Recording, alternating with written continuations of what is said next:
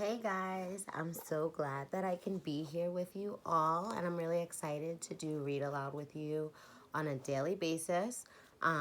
Stick with me, don't go ahead. Let's read the chapters together, and then at the end of reading, we'll watch the movie together on Netflix. Don't worry about that right now, we'll set all of that up. But I'm really excited to read with you. Sorry we don't have Tiger Rising. But I found another great book in my library at home that I know for a fact the movie's on Netflix, so we will watch it together. Promise, promise, promise. So today we're going to start A Wrinkle in Time. This is definitely one that I've wanted to read for a little while, and now that I have the time, we're going to read A Wrinkle in Time. Today we're going to start with just chapters 1 and 2. And then we'll come together again on Wednesday, read chapters 3 and 4, and so on. If you're ever unsure which chapter I'm reading on what day, you can look back at the ZH schedule that's on our Google Classroom. But either way, I'm just really super excited to be reading with my friends again. So we're going to start A Wrinkle in Time, Chapter 1. Chapter 1, Mrs. What's-It. What's that about? It was a dark and stormy night. In her attic bedroom, Margaret Murray, wrapped in an old patchwork quilt, sat on the foot of her bed and watched the trees tossing in the frenzied lashing of the wind. Behind the trees, clouds scudded frantically across the sky. Every few moments, the moon ripped through them, creating wreath-like shadows that raced along the ground. The house shook. Wrapped in her quilt, Meg shook. She wasn't usually afraid of the weather. It's not just the weather, she thought. It's the weather on top of everything else. On top of me, on top of Meg Murray doing everything wrong. School. School was all wrong. She'd been dropped down to the lowest section in her grade. That morning, one of her teachers had said crossly, "Really, Meg? I don't understand how a child with parents as brilliant as yours are supposed to be, as brilliant as yours are supposed to be, can be such a poor student. If you don't manage to do a little better, you'll have to stay back next year." Yikes. I am pretty sure Meg does not want to be held back another year. And based on what we're learning about her parents, I'm pretty sure she's feeling really embarrassed about not being as brilliant or as smart as her parents and maybe having to be held back another year. During lunch, she'd roughhoused a little to try to make herself feel better, and one of the girls said scornfully, "After all, Meg, we aren't grammar school kids anymore. Why do you always act like such a baby?" And on the way home from school, walking up the road with her arms full of books, one of the boys had said something about her dumb baby brother. At this, she'd thrown the books on the side of the road and tackled him with every ounce of strength she had, and arrived home with her blouse torn and a big bruise under one eye. Sandy and Denny's, her 10-year-old twin brothers, who got home from school an hour earlier than she did, were disgusted. "Let us do the fighting when it's necessary," they told her. "A delinquent. That's what I am," she thought grimly. "That's what they'll be saying next. Not mother, but them, everybody else. I wish father," but it was still not possible to think about her father without the danger of tears. Only her mother could talk about him in a natural way, saying, "When your father gets back." Gets back from where? And when? Surely her mother must know what people were saying, must be aware of the smugly vicious gossip. Surely it must hurt her as it did Meg. But if it did, she gave no outward sign. Nothing ruffled the serenity of her expression. I'm definitely wondering what happened to Meg's father and where he could possibly be. That Meg can't think of her father without tears. I'm definitely wondering where he is. Let's keep reading and find out. "Why can't I hide it too?" Meg thought. "Why do I always have to show everything?" The window rattled madly in the wind. Window rattling. "Why do I always have to..." Oh, I read that already. Sorry, friends. The window rattled madly in the wind, and she pulled the quilt close about her. Curled up on one of her pillows of gray fluff of kitten yawned. showing its pink tongue, tucked its head under again, and went back to sleep. Everybody was asleep. Everybody except Meg. Even Charles Wallace, the dumb baby brother, who had an uncanny way of knowing when she was awake and unhappy, and would come so many nights, tiptoeing up the attic stairs to her. Even Charles Wallace was asleep. How could they sleep? All day on the radio there had been hurricane warnings. How could they leave her up in the attic in the rickety brass bed, knowing that the roof might be blown right off the house and she tossed out into the wild night sky to land who knows where? Her shivering grew uncontrollable. You asked to have the attic bedroom, she told herself savagely. Mother let you have it because you're the oldest. It's a privilege, not a punishment. Not during a hurricane, it is not a privilege, she said aloud. She tossed the quilt down on the foot of the bed and stood up. The kitten stretched luxuriously and looked up at her huge innocent eyes. Go back to sleep, Meg said. Just be glad you're a kitten and not a monster like me. She looked at herself in the wardrobe mirror and made a horrible face, bearing a mouthful of teeth covered with braces. Automatically, she pushed her glasses into position, ran her fingers through her mouse brown hair so that it stood wildly on end, and let out a sigh almost as noisy as the wind. The wide wooden floorboards were cold against her feet. Wind blew in the crevices about the window frame. In spite of the protection the storm sash was supposed to offer, she could hear wind howling in the chimneys. From all the way downstairs, she could hear Fortinbras, the big black dog, starting to bark. Fortinbras. That's a very, very odd name for a dog. Fortinbras. Let's keep reading. He must be frightened too. What was he barking at? Fortinbras never barked without reason. Suddenly, she remembered that when she had gone to the post office to pick up the mail, she'd heard about a tramp who was supposed to have stolen 12 sheets from Mrs. Buncombe, the constable's wife. A constable is kind of something like a mayor or a governor, like someone who's in charge of the town, sort of, kind of. They hadn't caught him, and maybe he was heading for the Murray's house right now, isolated on a back road as it was, and this time maybe he'd be after more than sheets. Meg hadn't paid much attention to the talk about the tramp at the time, because the postmistress, with a sugary smile, had asked if she'd heard from her father lately. Here we go about the father, right? If she had heard from her father lately. She left her little room and made her way through the shadows of the main attic, bumping against the ping pong table. Now I'll have a bruise on my hip on top of everything else, she thought. Next, she walked into her old doll's house, Charles Wallace's rocking horse, the twins' electric trains. Why must everything happen to me? She demanded of a large teddy bear. At the foot of the attic stairs, she stood still and listened. Not a sound from Charles Wallace's room, on the right.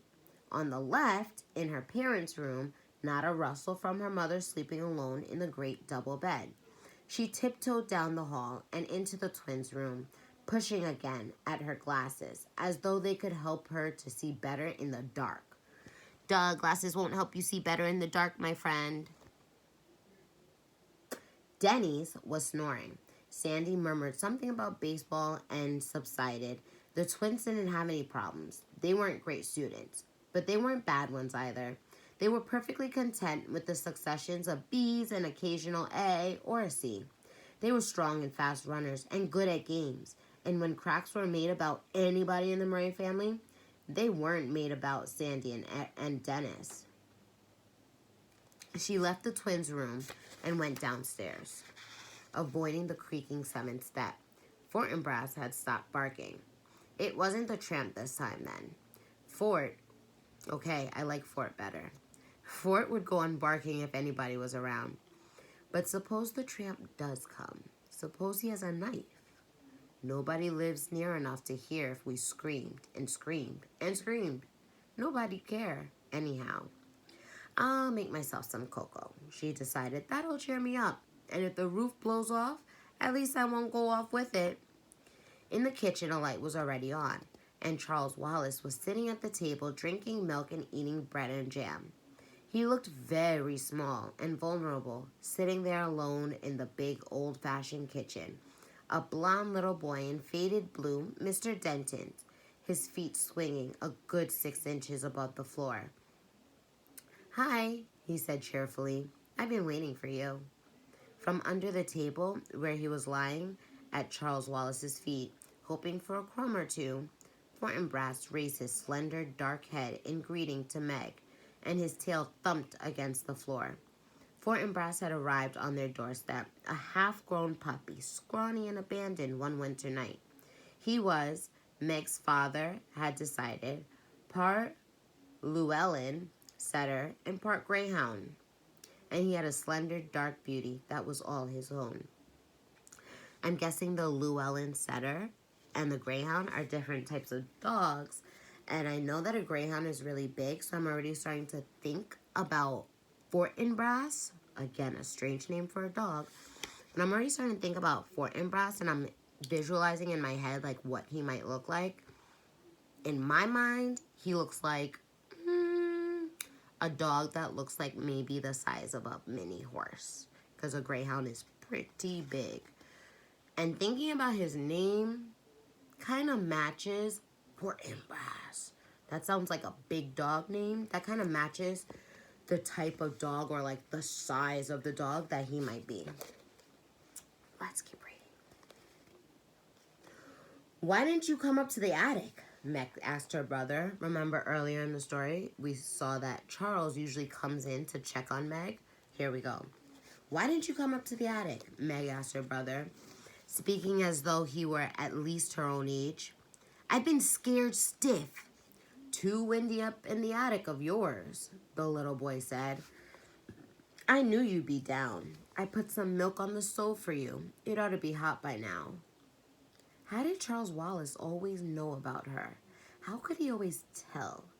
He never knew or seemed to care what Dennis or Sandy were thinking. It was his mother's mind, and Meg's, that he probed with frightening accuracy. Was it because people were a little afraid of him that they whispered about the Murray's youngest child who was rumored to be not quite bright? I've heard that clever people often have subnormal children. Subnormal. Subnormal.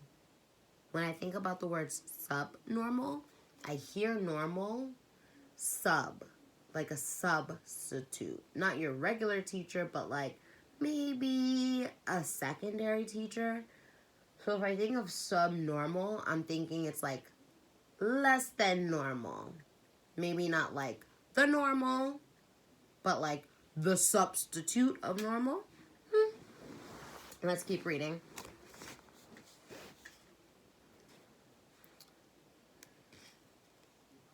Sorry, friends, had to find my spot.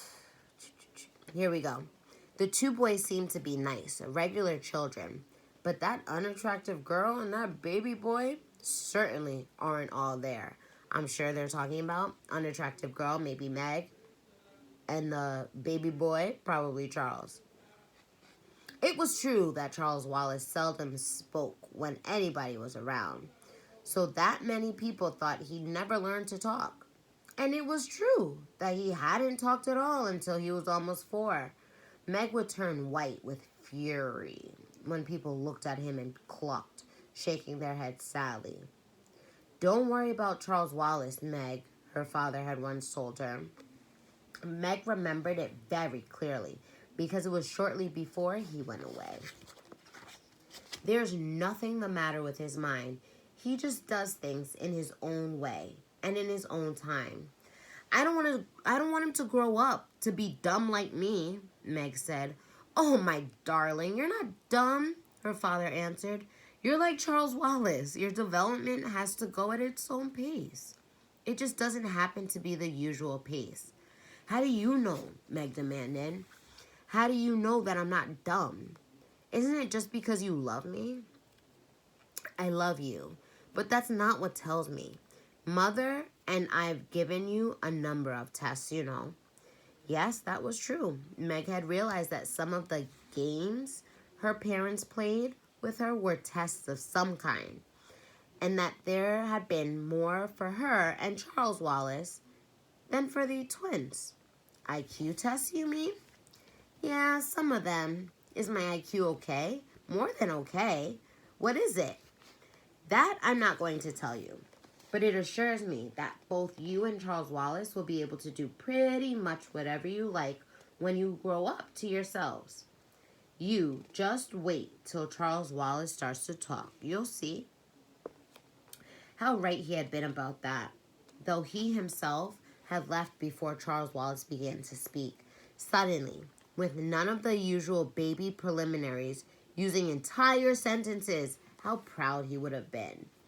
So I'm going to stop again because I'm starting to notice something about Meg's father and his connection to Meg, and maybe like the impact that he plays on Meg as a character. It seems like Meg doubts herself a lot, and it sounds like other people might be doubting Charles Wallace. But whenever we talk about Dad, he seems like such a supportive person to Meg and tells her, like, I know you're not dumb, and it's not just because I love you. And that makes me think about the relationship between him and Meg and the fact that he's gone right now. Meg might really be missing him. So as we continue to read, I'm going to keep in my head the relationship between Meg and her dad and see how that relationship might drive or impact the story as we continue reading. Gotta find my place. Great. You'd better check the milk, Charles Wallace said to Meg now, his dictation clearer and cleaner than that of most 5-year-olds. You know you don't like it when it gets a skin on top. You put in more than twice enough milk, Meg peered into the saucepan. Charles Wallace nodded serenely. I thought Mother might like some. I might like what? A voice said, and there was their mother, standing in the doorway. Okay, pause. How did Charles Wallace know that Mother would like milk, and then all of a sudden, Mother's standing in the doorway?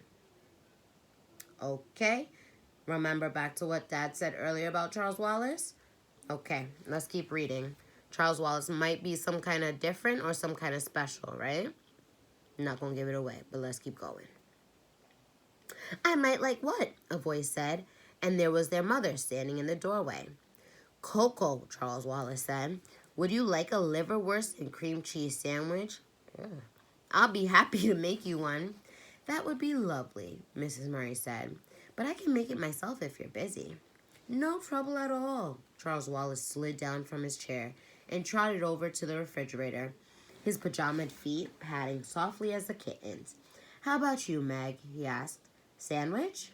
Yes, please, she said, but not liverwurst. Do we have any tomatoes?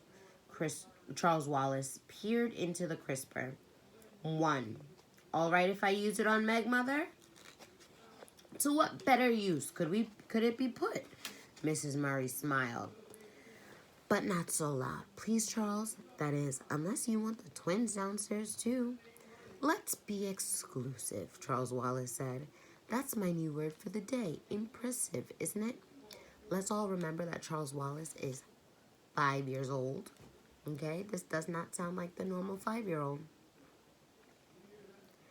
Prodigious, Mrs. Murray said. Meg, come, let me look at that bruise. Meg knelt at her mother's feet. The warmth and light of the kitchen had relaxed her so that her attic fears were gone. The cocoa steamed fragrantly in the saucepan. Geraniums bloomed on the windowsills, and there was a bouquet of tiny yellow chrysanthemums in the center of the table. The curtains, red with a blue and green geometrical pattern, were drawn and seemed to reflect their cheerfulness throughout the room. The furnace purred like a great sleepy animal. The lights glowed with steady radiance. Outside, alone in the dark, the wind still battered against the house. But the angry power that had frightened Meg while she was alone in the attic was subdued by the familiar comfort of the kitchen. Underneath Mrs. Murray's chair, Fort and Brass let out a contented sigh. Mrs. Murray gently touched Meg's bruised cheek. Meg looked up at her mother, half in loving admiration, half in sullen resentment. It was not an advantage to have a mother who was a scientist and a beauty as well. Mrs. Murray's flaming red hair, creamy skin, and violet eyes, with long dark lashes, seemed even more spectacular in comparison with Meg's outrageous plainness. Oh, Meg. She said she's outrageously plain. That's not nice. Meg's hair had been passable as long as she wore it tidily in braids. When she went into high school, it was cut, and now she and her mother struggled with putting it up. But one side would come out curly and the other straight, so that she looked even plainer than before. Poor Meg, she doesn't like the way she looks. Oh, that's sad. You don't know the meaning of moderation, do you, my darling? Mrs. Murray asked. A happy medium is something I wonder if you'll ever learn. That's a nasty bruise the Henderson boy gave you. By the way, shortly after you'd gone to bed, his mother called up to complain about how badly you'd hurt him. I told her that since a year older and at least 25 pounds heavier than you are, I thought I was the one who ought to be doing the complaining, but she seemed to think it was all your fault. I suppose that depends on how you look at it, Meg said. Usually, no matter what happens, people think it's my fault, even if I have nothing to do with it at all. But I'm sorry I tried to fight him. It's just been an awful week, and I'm full of bad feelings. Mrs. Murray stroked Meg's shaggy head. Do you know why? I hate being an oddball, Meg said. It's hard on Sandy and Denny's, too. I don't know if they're really like everybody else, or if they're just able to pretend they are. I try to pretend, but it isn't any help. You're much too straightforward to be able to pretend to be what you aren't, Mrs. Murray said. I'm sorry, Meglet. Maybe if Father were here, he could help you. But I don't think I can do anything till you've managed to plow through some more time. Then things would be easier for you. But that isn't much help right now, is it? Maybe if I weren't so repulsive looking, maybe if I were pretty like you. Mother's not a bit pretty. She's beautiful, Charles Wallace announced, slicing liverwurst. Therefore, I bet she was awful at your age. How right you are, Mrs. Murray said. Just give yourself time, Meg. Lettuce on your sandwich, Mother? Charles Wallace asked. No, thanks. He cut the sandwich into sections, put it on a plate, and set it in front of his mother. Yours'll be along in just a minute, Meg. I think I'll talk to Mrs. What's-It about you. Who's Mrs. What's-It? Meg asked. I think I want to be exclusive about her for a while, Charles Wallace said. Onion salt? Yes, please. What's Mrs. What's-It stand for? Mrs. Murray asked. That's her name, Charles Wallace answered. You know the old shingled house back in the woods that the kids won't go near because they say it's haunted? That's where she lives. They? Mrs. What's-It and her two friends. I was out with Fortinbras a couple of days ago. You and the twins were at school, Meg. We like to walk in the woods, and suddenly he took off after a squirrel, and I took off after him, and we ended up by the haunted house. So I met them by accident, as you might say. But nobody lives there, Meg said. Mrs. What's-It and her friends do. They're very enjoyable. I don't know, but if you ask me, Charles Wallace sounds like such a cute little 5-year-old. He's out here walking the dog, meeting Mrs. What's-It and her new friends, making sandwiches and hot chocolate for Meg and Mother. He's so precious. Let's keep reading. Why didn't you tell me about it before? Mrs. Murray asked. And you know you're not supposed to go off our property without permission, Charles. I know, Charles said. That's one reason I didn't tell you. I just rushed off after Fortinbras without thinking. And then I decided, well, I better save them for an emergency anyhow. A fresh gust of wind took the house and shook it. And suddenly the rain began to lash against the windows. I don't think I like this wind, Meg said nervously. We'll lose some shingles off the roof, that's certain, Mrs. Murray said. But this house has stood for almost 200 years. And I think it will last a little longer, Meg. There's been many a high wind up on this hill. But this is a hurricane, Meg wailed. The radio kept saying it was a hurricane. It's October, Mrs. Murray told her. There have been storms in October before. As Charles Wallace gave Meg her sandwich, Fortinbras came out from under the table. He gave a long, low growl, and they could see the dark fur slowly rising on his back. Meg felt her own skin prickle. "What's wrong?" she said anxiously. Fortinbras stared at the door that opened into Mrs. Murray's laboratory, which was in the old stone dairy right off the kitchen. Beyond the lab, a pantry led outdoors. Though Mrs. Murray had done her best to train the family to come into the house through the garage door or the front door and not her lab. But it was the lab door and not the garage door toward which Fortinbras was growling. "You didn't leave any nasty-smelling chemicals cooking over a Bunsen burner, did you, Mother?" Charles Wallace asked. Mrs. Murray stood up. "No, but I'd better go see what's upsetting Fort, anyhow." "It's the tramp. I'm sure it's the tramp." Remember, the tramp was the person who we learned about earlier who was breaking into houses with a knife? Okay. Meg thinks it's the tramp. Let's keep reading. "What tramp?" Charles Wallace asked. "They were saying at the post office this afternoon that a tramp stole all of Mrs. Bucombe's sheets." "We better sit on the pillowcases then," Mrs. Murray said lightly. "I don't think even a tramp would be out on a night like this, Meg."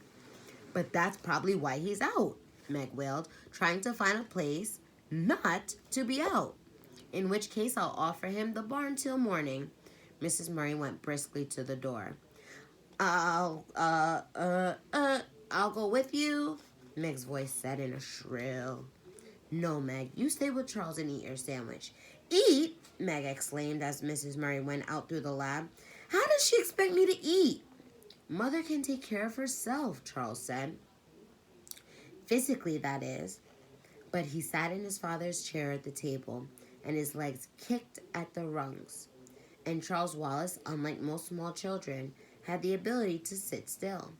After a few moments that seemed like forever to Meg, Mrs. Murray came back in, holding the door open for, was it the tramp? It seemed small for Meg's idea of a tramp. The age or sex was impossible to tell, for it was completely bundled up in clothes. Several scarves of assorted colors were tied about the head, and a man's felt hat perched atop. A shocking pink stole was knitted about a rough overcoat, and black rubber boots covered the feet. "Mrs. Whatsit?" Charles said suspiciously. "What are you doing here? And at this time of night, too?" "Now, don't you be worried, my honey," a voice emerged from among turned-up coat collar, stole scarves, and hat. A voice like an unoiled gate, but somehow not unpleasant. "Mrs. Whatsit says she lost her way," Mrs. Murray said. "Would you care for some hot chocolate, Mrs. Whatsit?" "Charmed, I'm sure," Mrs. Whatsit answered, taking off the hat and the stole. "It isn't so much that I lost my way as that I got blown off course. And when I realized that I was at little Charles Wallace's house, I thought I'd just come in and rest a bit before proceeding on my way." "How did you know that this was Charles Wallace's house?" Meg asked. "By the smell." Mrs. Whatsit untied a blue and green paisley scarf, a red and yellow flowered print, a gold liberty print, a red and black bandana. Under all this, a sparse quantity of grayish hair was tied in a small but tidy knot on top of her head. Her eyes were bright, her nose a round, soft blob, her mouth puckered like an autumn apple. "My, but it's lovely and warm in here," she said. "Do sit down," Mrs. Murray indicated a chair. "Would you like a sandwich, Mrs. Whatsit?" "I've had liverwurst and cream cheese. Charles has had bread and jam, and Meg lettuce and tomato." "Now let me see," Mrs. Whatsit pondered. "I'm passionately fond of Russian caviar." You peeked, Charles cried indignantly. We're saving that for Mother's birthday, and you can't have any. Mrs. Whatsit gave a deep, pathetic sigh. No, Charles said. Now you mustn't give in to her, Mother, or I shall be very angry. How about tuna fish salad? All right, Mrs. Whatsit said meekly. I'll fix it, Meg offered, going to the pantry for a can of tuna fish. For crying out loud, she thought, this old woman comes barging in on us in the middle of the night, and Mother takes it as though weren't anything particular about it at all. I'll bet she is the tramp. I'll bet she did steal those sheets. And she's certainly no one Charles Wallace ought to be friends with, especially when he won't even talk to ordinary people. I've only been in the neighborhood a short time, Mrs. Whatsit was saying as Meg switched off the pantry light and came back into the kitchen with the tuna fish. And I didn't think I was going to like the neighbors at all until dear little Charles came over with his dog. Mrs. Whatsit? Charles Wallace demanded severely. Why did you take Mrs. Buncombe's sheets? Well, I needed them, Charles dear. You must return them at once. But Charles dear, I can't. I've used them. It was very wrong of you, Charles Wallace scolded. If you needed sheets that badly, you should have asked me. Mrs. Whatsit shook her head and clucked. You can't spare any sheets. Mrs. Buncombe can.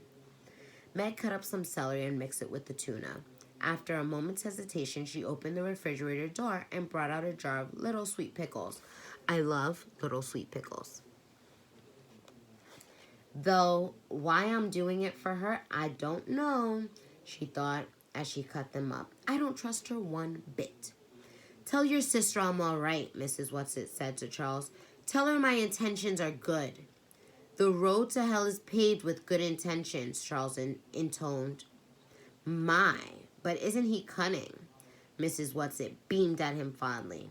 It's lucky he has someone to understand him. But I'm afraid he doesn't, Mrs. Murray said. None of us is quite up to Charles. But at least you aren't trying to squash him down. Mrs. Whatsit nodded her head vigorously. You're letting him be himself. Here's your sandwich, Meg said, bringing it to Mrs. Whatsit. Do you mind if I take off my boots before I eat? Mrs. Whatsit asked, picking up the sandwich nevertheless. Listen. She moved her feet up and down in her boots, and they could hear water squelching. My toes are ever so damp. The trouble is that these boots are a mite too tight for me, and I never can take them off by myself. I'll help you, Charles offered. Not you. You're not strong enough. I'll help. Mrs. Murray squatted at Mrs. Whatsit's feet, yanking on one slick boot. When the boot came off, it came suddenly. Mrs. Murray sat down with a thump. Mrs. Whatsit went tumbling back with the chair onto the floor, sandwich held high in one old claw. Water poured out of the boot and ran over the floor and the big braided rug. Oh, dearie me, Mrs. Whatsit said, lying on her back in the overturned chair, her feet in the air, one in a red and white striped sock and the other still booted. Mrs. Murray got to her feet. Are you all right, Mrs. Whatsit? If you have some liniment, I'll put it on my dignity, Mrs. Whatsit said, still supine. I think it's sprained. A little oil of cloves mixed well with garlic is rather good. And she took a large bite of the sandwich. Do please get up, Charles said. I don't like to see you lying there that way. You're carrying things too far. Have you ever tried to get to your feet with a sprained dignity? But Mrs. Whatsit scrambled up, righted the chair, and then sat back down on the floor. The booted foot stuck out in front of her, and took another bite. She moved with great agility for such an old woman. At least Meg was reasonably sure that she was an old woman, and a very old woman at that. Mrs. Whatsit, her mouth full, ordered Mrs. Murray, Now pull, while I'm already down. Quite calmly, as though this old woman and her boots were nothing out of the ordinary, Miss Murray pulled until the second boot relinquished the foot. The foot was covered with a blue and gray argyle sock, and Mrs. Whatsit sat there, wriggling her toes contentedly, finishing her sandwich before scrambling to her feet. "Ah," she said, "that's ever so much better." She took both boots and shook them out over the sink. "My stomach is full and I'm warm inside." And out, and it's time I went home. "Don't you think you better stay till morning?" Mrs. Murray asked.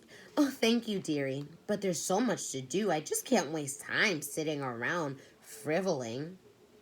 "It's much too wild a night to travel in.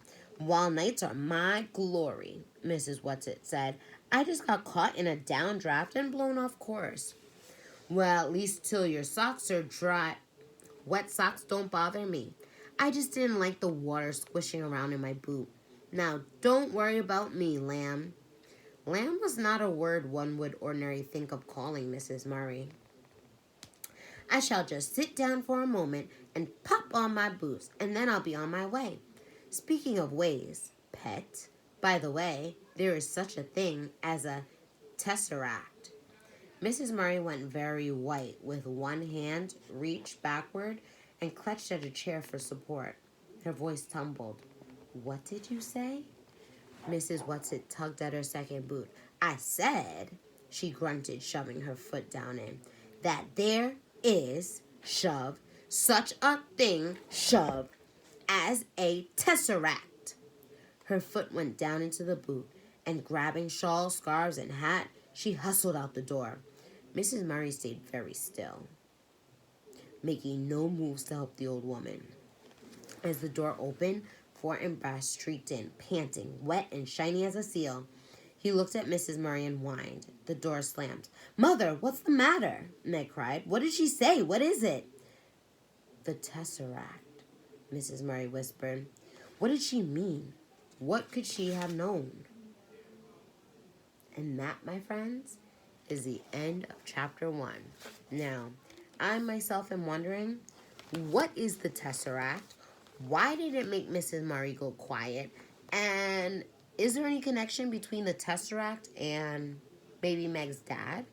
I know we said we were going to read chapters 1 and 2 today, but hey, my bad. I didn't realize how long the chapters were. So we're going to read chapter 1 today. Tomorrow we'll read chapter 2 together. We'll pick up with chapter 2. Tomorrow's chapter 2 is Mrs. Who. So sit tight. We'll be back with chapter 2 tomorrow. Again, I'm so excited that I'm able to read with you guys, and I can't see you guys, but you can see me. Yes, my finger is still taped. I don't have to wear the brace anymore. And yes, I also broke a nail. Yikes. And I miss you guys. So we'll read again tomorrow. Love you. Hope you're staying safe and well. See you tomorrow.